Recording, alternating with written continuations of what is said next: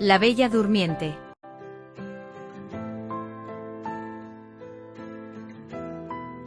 Había una vez un rey y una reina que vivían muy felices pero que realmente querían tener hijos.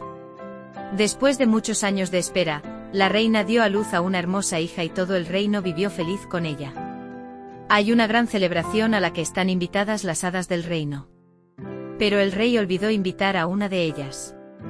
Una hada olvidada y muy ofendida apareció en el palacio. Pronto llegó el momento de que las hadas le desearan todo lo mejor a la niña. Podrá crecer y convertirse en la mujer más bella del mundo, dijo la primera hada.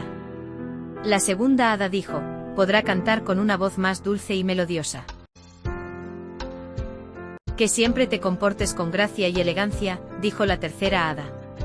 Que sea amable y paciente, dijo el siguiente hada.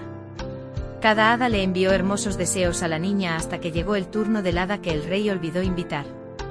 Cuando la princesa cumpla 16 años, se pinchará el dedo con una aguja y ese será su fin, con tanta desgana como su corazón le permitió expresar en sus mismas palabras. El rey, la reina y todo el reino quedaron sumamente sorprendidos, le pidieron al hada que la perdonara por no invitarla y que se retractara de sus palabras. Pero el hada rechazó ambas ofertas.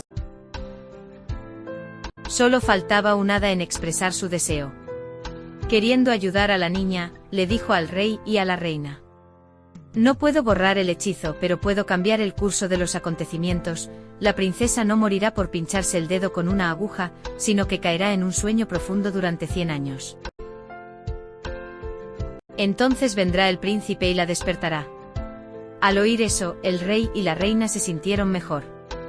Pensando que el destino podía detenerse, el rey prohibió a todos los residentes del reino el uso de agujas.